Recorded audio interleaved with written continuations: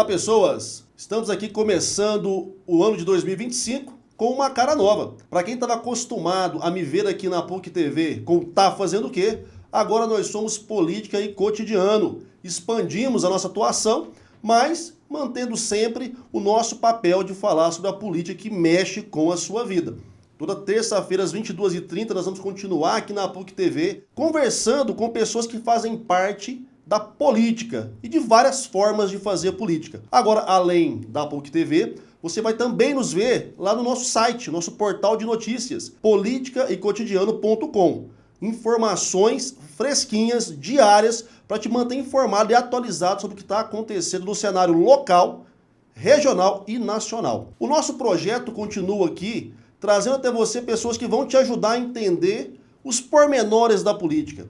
Sem aquela dificuldade, aquela tensão, trazendo uma visão bastante ampla e uma visão bastante equilibrada sobre todas as possibilidades de se fazer política todos os dias.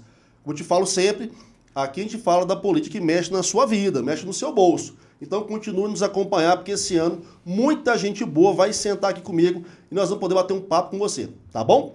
Hoje o meu entrevistado tem uma história interessante. Ele é baiano. Na verdade, nasceu na Bahia, vai explicar melhor isso pra gente daqui a pouco. Tem uma cara de carioca, um jeitão de carioca. O homem é militar, uma das mentes mais inteligentes da política nacional, afinal de contas, passou nos concursos mais difíceis da Câmara Federal e já foi candidato.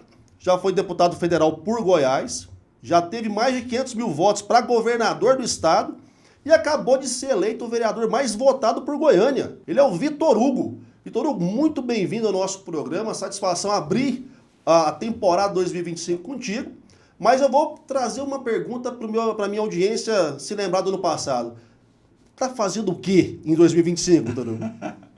Bom, Marcos, muito obrigado primeiro pela oportunidade de estar aqui no seu podcast, né? Política e Cotidiano. Prazer, obrigado a todos vocês que estão nos assistindo nas diversas plataformas. Bom, tá fazendo o quê, né? Bom, fui eleito no final do ano passado o vereador mais bem votado da nossa capital. Não só da capital, mas também do estado de Goiás e não só de Goiás, de todo o Centro-Oeste. E isso é uma grande responsabilidade para mim. Foram 15.678 votos. Depois de ter passado, como você falou, pela Câmara Federal, onde eu fui líder do governo Bolsonaro por 2 anos, líder do maior partido da Câmara por 1 ano, na época o PSL com 54 deputados. Depois fui candidato ao governo, tive mais de 500 mil de votos, aí só em Goiânia quase 120 mil votos, em Anápolis quase 50 mil votos. Foi uma experiência muito bacana e no ano passado Deus me abençoou com esse novo desafio. E, então eu estou lá na Câmara dos Vereadores, né? Dia 4 de fevereiro, terça-feira, vai ser o início das votações e lógico que os trabalhos já começaram desde a posse, que foi no dia 1º, né? Por ter sido o primeiro colocado, o primeiro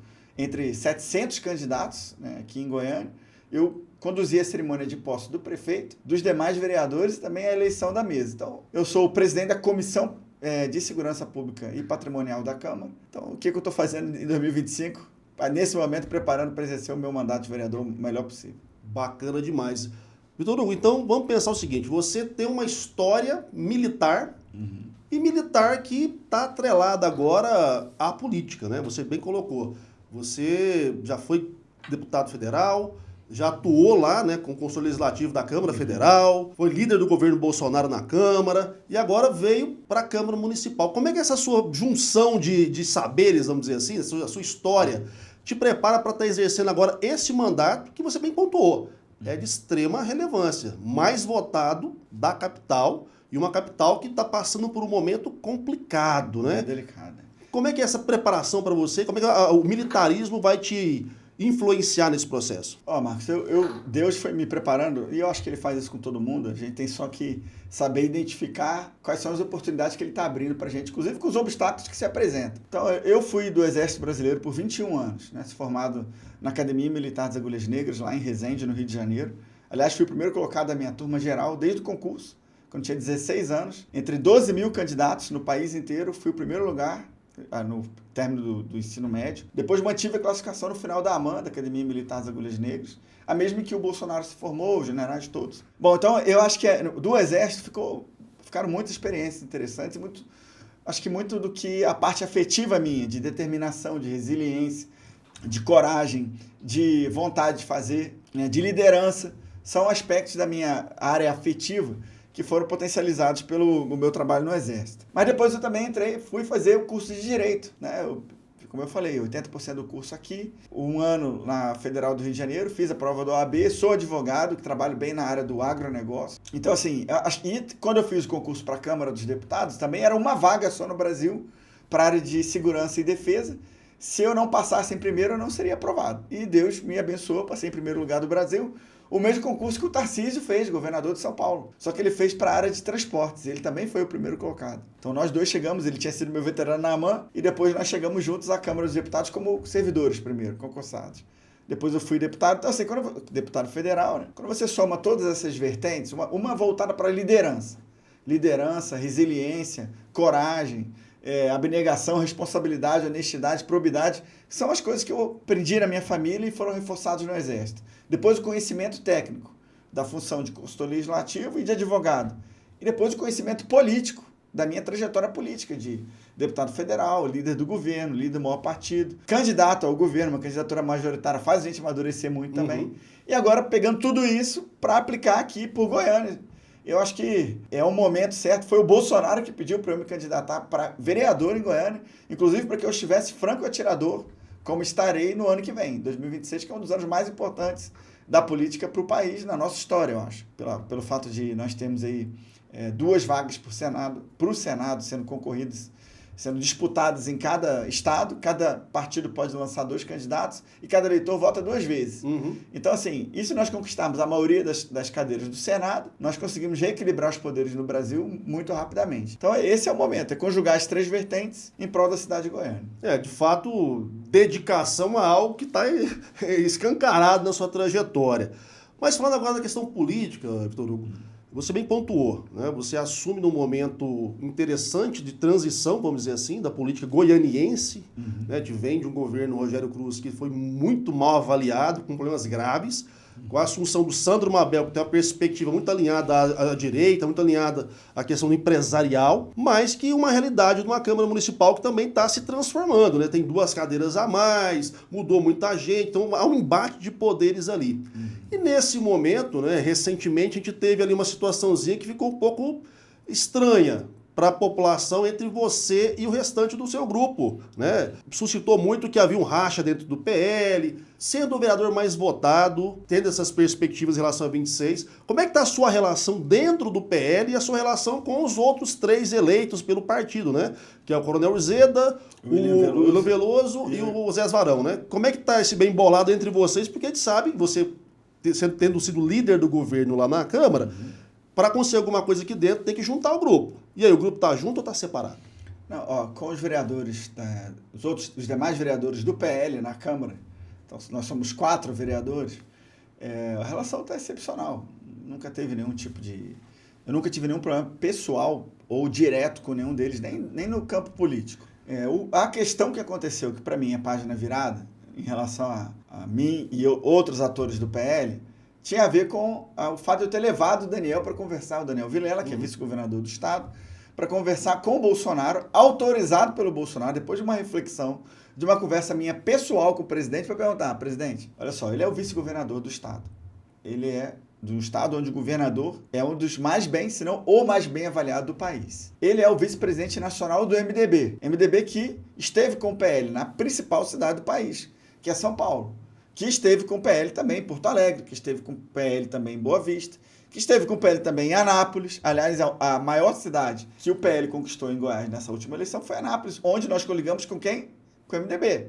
Eu falei, esse ator político de Goiás quer conversar com o senhor. Seria muito desleal da minha parte, até mesmo com o presidente, eu ser a barreira. Eu falar, não, o vice-governador quer falar com o presidente e eu não vou transmitir a mensagem. E o Bolsonaro tem quase 70 anos de idade. Foi presidente da República, deputado federal por 7 vezes, vereador pelo Rio de Janeiro. Concorda comigo que ele tem muito melhores condições do que eu, provavelmente você, e 99,999% dos brasileiros, para tomar uma decisão dessa, se ele recebe ou não. Então ele falou, tá bom, eu recebo. E a conversa foi excepcional. Não foi batido martelo, não foi definido nada, e está muito longe ainda para uma decisão como essa, para 2026. Mas foi uma aproximação, foi uma conversa muito boa. Isso foi mal interpretado, foi interpretado incorretamente por atores políticos aqui em Goiás, inclusive do PL, e gerou aquela confusão. Mas eu considero como uma página virada. Tenho conversado muito com o presidente Bolsonaro, muito. Todos os dias, praticamente, a gente conversa pelo Zap ou por ligação. Hoje mesmo já mandei a mensagem para ele e ele já respondeu a respeito do lançamento da Frente Goiana de Vereadores de Direita, que eu vou lançar agora nessa sexta-feira, às 8 horas da manhã, lá na Câmara de Vereadores de Goiânia. E eu estou, lógico, coordenando com o presidente para que ele nos apoie nessa iniciativa. Então, assim, para mim é página virada, nós realmente temos que nos unir, mas eu repito aquilo que conversávamos ao longo poucos minutos antes de começarmos a gravação. A direita ou a esquerda vai vencer no ano que vem aquele campo político que conseguir conquistar mais votos do centro. Uhum. Eu não estou falando do centrão, da Câmara, do Senado, não. Estou falando das pessoas, dos eleitores que estão de centro. Pessoas que às vezes não querem saber dessa disputa ideológica. Pessoas que estão no centro pensando assim, meu amigo, eu quero saber como é que a minha vida vai melhorar. É o preço do pão, da gasolina, preço do gás. Pão, da gasolina, do gás, quero saber se vai ter mais emprego, se não vai, se a economia vai melhorar, se eu vou poder investir, se eu não vou poder, se é hora de poupar ou de gastar. Essas pessoas pode ser que a maior parte delas seja de centro. E está até meio incomodado com isso. Então, se nós somos da direita, e a gente não vai abandonar nenhum valor nosso, nenhum princípio nosso, nenhuma crença nossa, nenhum conceito nosso. Mas o que nós vamos fazer é conquistar o máximo possível do centro. E para isso nós precisamos de partidos do centro. E o Bolsonaro já publicou isso, inclusive, na página dele. Está lá publicado, lá, ele falando assim, nós, para 2026, precisamos agregar o máximo possível. Uhum. Tanto que a estratégia dele agora nossa estratégia em relação à eleição da Câmara, da presidência da Câmara e do Senado, foi alinhado com essa ideia. E você vê, 73 senadores votaram no presidente eleito, de 81, e 444 deputados de 513 votaram no presidente eleito da Câmara. Sinal de que se o PL tivesse saído das duas, tivesse tentado uma via própria em ambas as casas, no final o que teria acontecido? Nós teríamos perdido. E ficado sem espaço. E ficado sem espaço nenhum. E agora os dois presidentes já sinalizaram, não quer dizer que eles vão votar a favor, eles pessoalmente, do projeto de lei da anistia, que inclusive é meu projeto principal. Não quer dizer que eles vão votar, mas se houver já, como eles já têm demonstrado que existe, uma disposição para iniciar a discussão, para se votar independente do resultado, já é um bom avanço. E aí cada eleitor vai poder fazer o seu julgamento. Bom, o parlamentar que eu votei, ou que eu sigo nas redes sociais, ou que eu gosto, independente de qual estado, ele é a favor ou contra a anistia? E aí você que está nos assistindo vai fazer seu julgamento, se você acha isso correto ou não. O que eu posso falar para você tem pessoas que estupraram, que mataram, que fizeram crimes de violência, que não pegaram penas tão altas. Tem gente com pena de 16, 15, 14 anos. Então, no mínimo, está desproporcional. Então, assim, a anistia é uma pauta importante, já houve uma sinalização por parte dos dois presidentes de pelo menos discutir, e essa é uma vitória da composição entre a direita e o centro. Uma coisa que a gente tem que perceber, pessoal, é que política se faz com conversa, com diálogo e principalmente com articulação, né? Acho que o Vitor colocou bem aqui, né, parafraseando agora aí um conhecido personagem do cinema brasileiro, estratégia no grego. A gente vai para o intervalo rapidinho e já voltamos.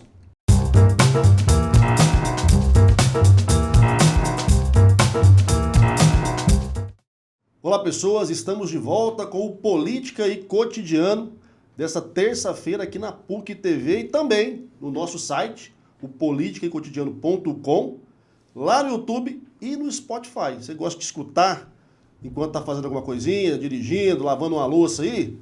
Olha lá no Spotify, todos os nossos programas vão estar disponíveis lá também.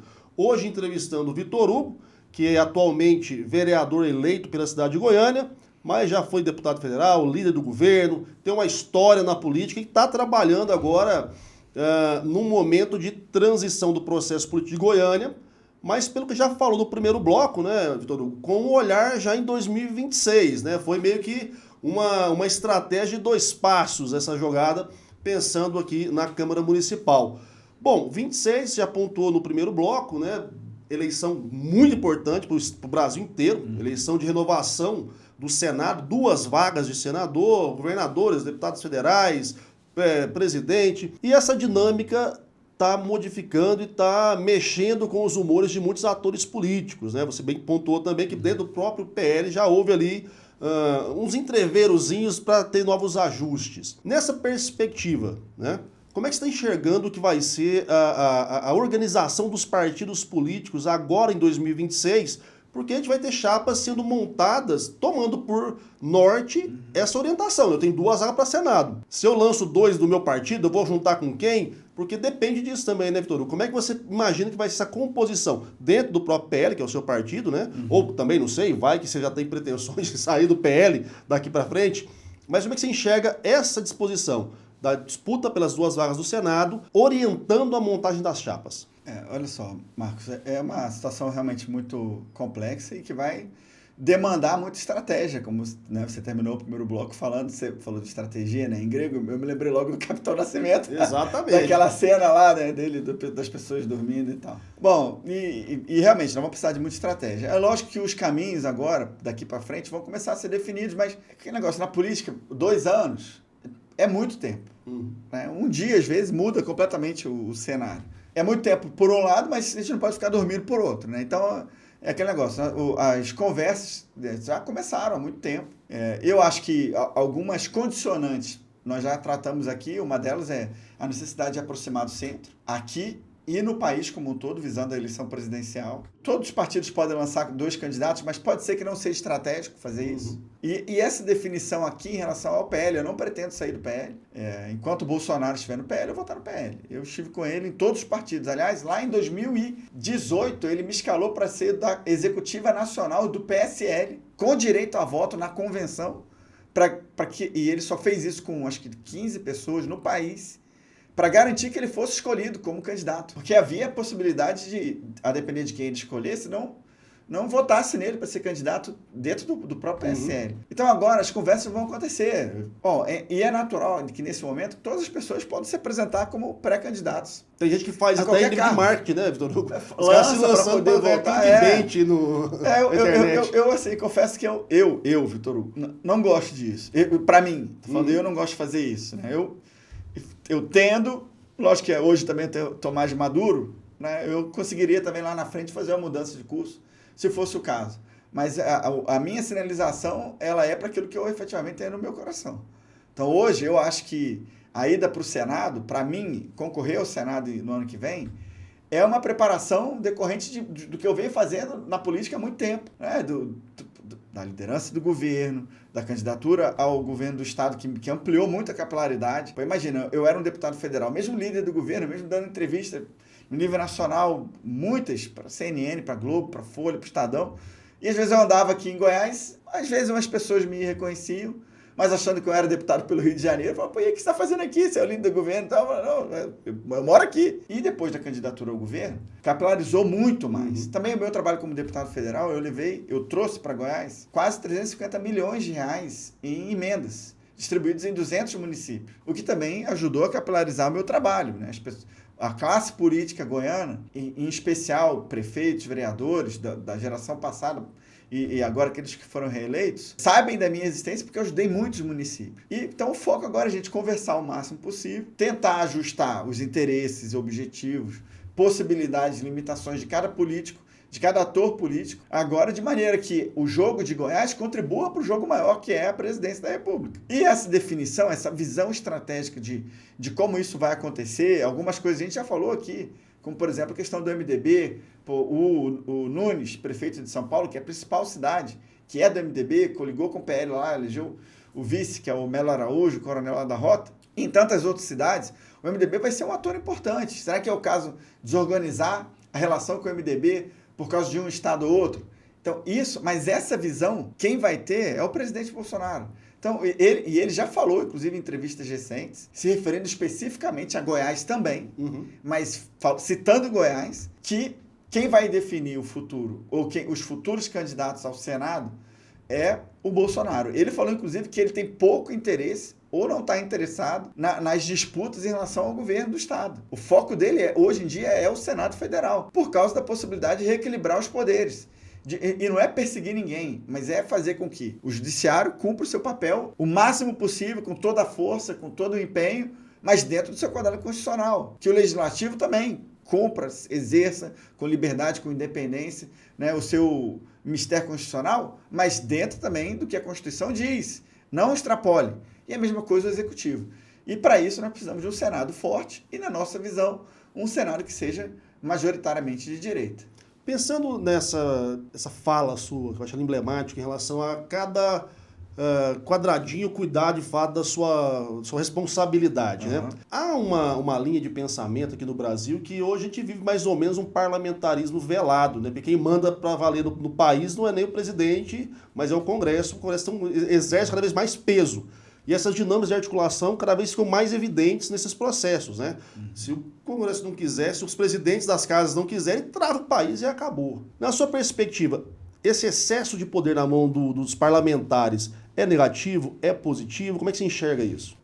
Eu vejo hoje, a minha posição pessoal, eu vejo a presidência da República, e é lógico, eu sou de oposição ao presidente atual, eu sou radicalmente contra o PT, eu acredito em tudo diferente do que eles fazem. Mas eu não estou falando sobre isso, estou falando sobre a instituição presidência da República. Eu vejo ela muito fragilizada em relação aos demais poderes. Você vê o judiciário tomando algumas decisões que adentram as competências do legislativo e do próprio executivo. Esporadicamente, o legislativo, e acho que a crítica maior que se faz em relação ao legislativo tem a ver com a questão do orçamento, né, com o aumento das emendas parlamentares, mas essa pode ser uma discussão para a gente pode fazer um programa só para falar de emendas parlamentares. Inclusive nós vamos ter que fazer, porque esse é um BO que eu sei que a minha audiência fica nervosa em casa. Então. Né? Porque só se fala de bilhões e bilhões, mas ninguém entende de onde que vem, para onde que vai, como é que funciona. Acho que é importante bater esse papo. Eu estou à disposição para vir a gente conversar, porque como tudo na vida tem um lado positivo e um lado negativo. Né? E com relação ao crescimento, né, do poder do parlamento, hoje eu vejo como algo necessário por causa dessa contraposição ao judiciário, ao Supremo Tribunal Federal em especial, que tem tomado decisões, e aí eu não personalizo, eu vou nas decisões, até como advogado. Algumas decisões que extrapolam os limites e que, por exemplo, aquela decisão do Supremo que equiparou o crime de racismo, o crime de homofobia, quer dizer, não existe um tipo penal, uma descrição penal para o crime de homofobia. E é logicamente que eu sou contra qualquer tipo de discriminação. Eu sou contra discriminação racial, social, por etnia, por orientação sexual, eu sou contra. Só que eu também sou a favor do que a Constituição diz. E a criação de um tipo penal, ou seja, a criação de um crime, só pode acontecer pelo parlamento. Então não pode haver uma criação de crime por analogia, como o Supremo fez. Que foi, tem o racismo, a definição do crime de racismo não aborda a homofobia. E aí ele foi lá e falou, não, mas é equivalente. E passou a condenar, o Brasil passou a condenar pessoas que, tá certo, erradamente discriminam homossexuais, mas com base numa lei que não existe. Então isso para mim é errado. Você analisa que o judiciário tomar decisões sem essa passada pelo parlamento que é o problema. E aí eu tenho que fazer uma pergunta enquanto parlamentar e enquanto advogado. Se fala no Brasil também há muito tempo de uma revisão da Constituição. Qual é a sua posição em relação a isso? Eu sou totalmente a favor. Infelizmente, ou felizmente, não sei, eu acho que o brasileiro é mais volúvel, né? O americano, desde o final do século XVIII, tem uma Constituição, é a mesma Constituição. E teve ali, acho que, um pouco mais de 20 emendas, mas é uma Constituição mais concisa, né? E com poucas emendas. E com mais de 200 anos, né, de existência. A nossa Constituição, o Brasil já teve 7 Constituições. Desde a primeira lá, outorgada em 1824, passando pela que era a primeira imperial, que foi a mais longeva, né, que sobreviveu por mais tempo, mas ela foi imposta pelo imperador, Dom Pedro I, na época, a despeito do trabalho da Constituinte de 1823, mas ele ficou chateado, falou, vamos parar de palhaçada, e impôs o texto dele. E depois teve a de 1891, que foi republicana, e várias outras até chegar à nossa. Mas a nossa, que é de 88, já tem mais de 130 emendas. E quando você olha, hoje em dia, quando você passa 6 meses sem aprovar uma emenda constitucional, você fica até, será que não vai ter outra emenda aí, não? Só que esse é o texto maior nosso. E quando você coloca uma Constituição também grande, prolixa, como é a nossa, você joga muito para a competência da Corte Constitucional, porque é ela que faz a comparação se algo é constitucional ou não. Então, na verdade, como a nossa Constituição trata de quase tudo, então quase tudo também pode ser decidido no Supremo. Então, assim, ter uma Constituição mais enxuta, que coloque mais claramente os poderes, as atribuições de cada poder, né, que reflita mais o que o cidadão brasileiro pensa hoje, né, que talvez reequilibre, redistribua as competências entre os poderes. Eu acho que seria uma boa para nós, seria muito importante. Agora, eu sei que essa discussão é uma discussão interminável, né? Mas agora que algumas reformas constitucionais estruturantes foram feitas, como a trabalhista lá no governo Temer, a previdenciária com o Bolsonaro, e agora a tributária, né, nesse governo, talvez a disposição, o ânimo do próprio parlamento para se pensar numa Assembleia Nacional Constituinte seja muito pequena. O Brasil é interessante que aqui tem uma coisa que acho que quem está nos acompanhando em casa percebeu, que tem lei que pega e lei que não pega. Não faz nem sentido, né? Tá numa lei, não, mas isso aqui ninguém cumpre e fica por isso mesmo. Vitor Hugo, mas vamos voltar agora então para Goiânia, né? A sua atuação aqui já está posto, né? Você já está aí assumindo o mandato de vereador, mas já com olho ali em 2026.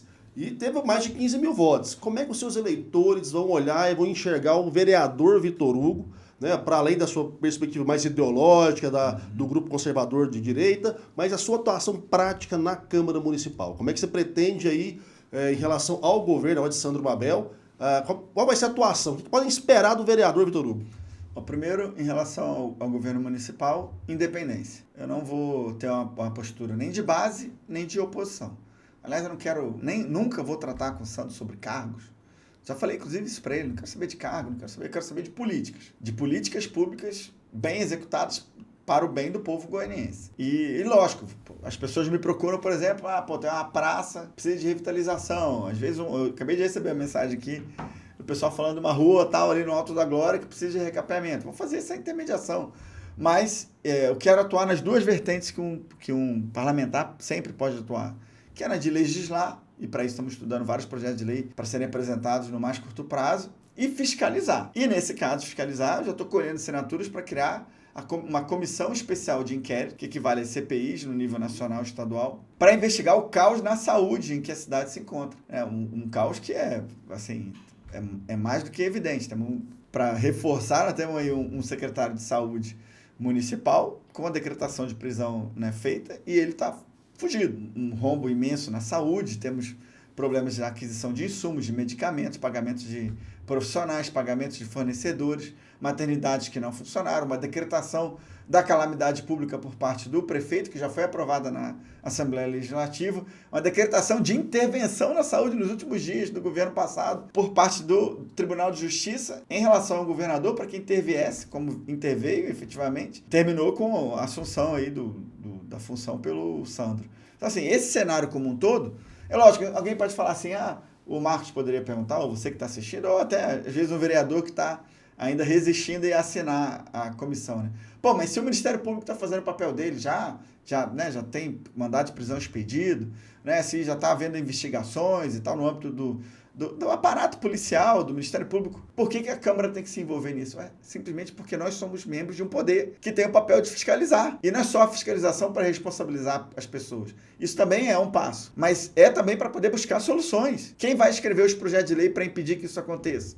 Qual vai ser, por exemplo, a ordem de pagamento prioritária, visando o interesse da população, para pagar os fornecedores? Para quem ou com quem o município tem dívidas? Quais insumos? Qual é o inventário das obras na área da saúde que não foram concluídas? Então, tudo isso, nós, vereadores, temos que discutir. No final, vai ser implementado pelo prefeito? Sim. Mas nós temos que discutir, temos que dar nossa opinião, a Câmara precisa ter uma posição. E, na sequência, quando o Sandro for acolher, ou se isso for imposto para ele por lei, vamos lá fiscalizar para ver o que ele vai fazer ou não, em prol de que a gente não tenha essa situação caótica na saúde novamente instalada na nossa cidade. Bom, o tempo passou rápido demais, a gente falou bastante coisa aqui, acredito aí que então nós vamos ter muito o que falar em próximos programas, Vitor Hugo. Já está convidado aí para próximos programas. Você que está nos assistindo já percebeu que pode cobrar do Major que ele vai fiscalizar, né? Pode ir lá cobrar, bater na porta dele no gabinete dele lá. Gabinete número 6. Gabinete número 6, entendeu? Vai lá, bate na porta e fala, então, Vitor Hugo, quero saber, tá fazendo o que aí